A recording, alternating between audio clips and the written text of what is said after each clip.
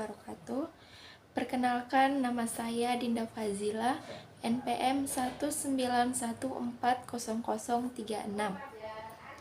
semester 6C dari Prodi PGSD. Adapun tujuan saya membuat video ini yaitu untuk memenuhi tugas mata kuliah pendidikan anti korupsi oleh dosen pengampu Bapak Abdi Tanjung, SPD MM.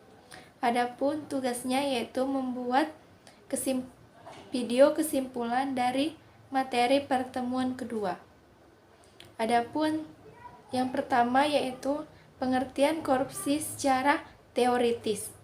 Menurut Dr. Kartini Kartono, korupsi adalah tingkah laku individu yang menggunakan wewenang dan jabatan guna mencari keuntungan dan kerugian kepentingan umum.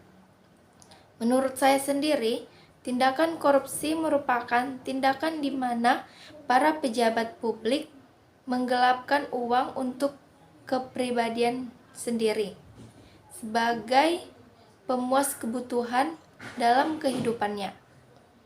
Jadi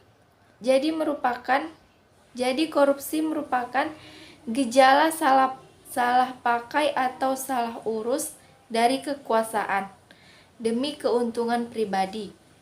Salah urus terhadap sumber-sumber kekayaan negara dengan menggunakan wewenang dan kekuatan formal, misalnya dengan alasan hukum atau kekuatan senjata untuk memperkaya diri sendiri.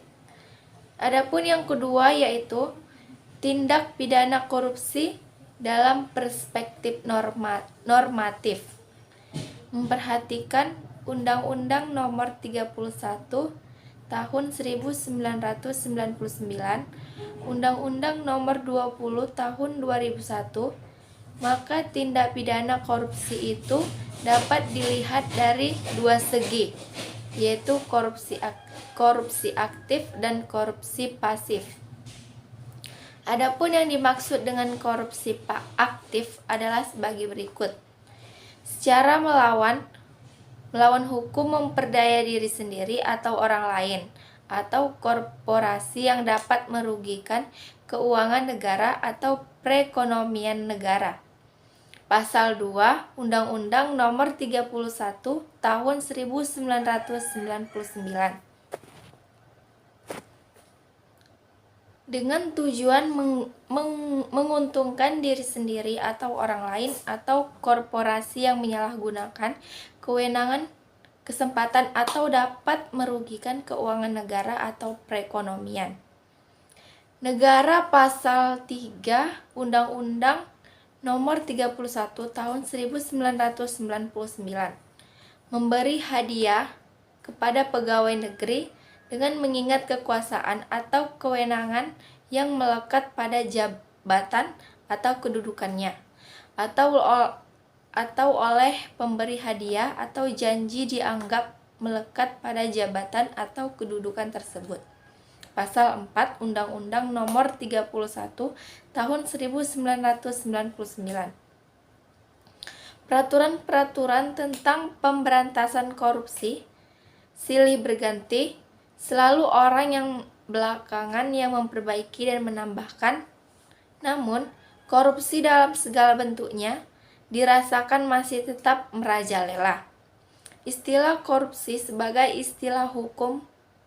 Pengertian korupsi adalah perbuatan-perbuatan yang merugikan keuangan dan perekonomian negara atau daerah atau badan hukum lain yang mempergunakan modal atau kelonggaran yang lain dari masyarakat sebagai bentuk khusus daripada perbuatan korupsi.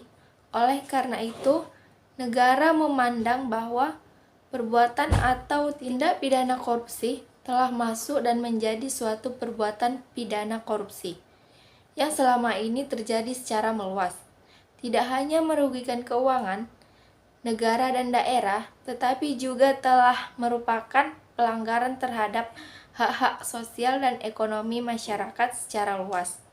Sehingga tindak pidana korupsi perlu digolongkan sebagai kejahatan yang memberantasnya harus dilakukan secara luar biasa. Dalam melakukan analisis atas perbuatan korupsi dapat didasarkan pada 3 pendekatan berdasarkan alur proses korupsi, yaitu yang pertama, pendekatan pada posisi sebelum perbuatan terjadi atau preventif. Yang kedua, pendekatan pada posisi perbuatan korupsi terjadi atau deduktif. Yang ketiga, pendekatan pada posisi setelah perbuatan korupsi terjadi atau represif. Pihak penguasa memiliki kepentingan untuk mempertahankan apa yang dimilikinya, sedangkan pihak bawah akan cenderung mengadakan suatu perubahan.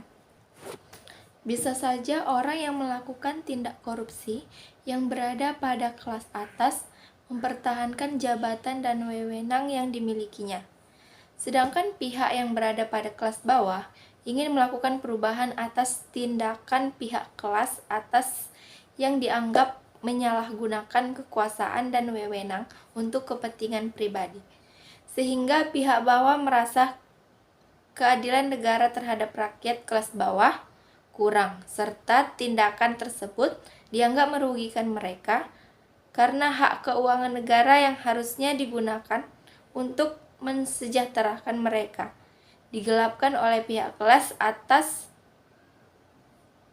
tidak bertanggung jawabnya. Inilah kesimpulan dari saya. Kurang dan lebihnya saya mohon maaf. Saya akhiri, wabillahi taufiq wal hidayah. Wassalamualaikum warahmatullahi wabarakatuh.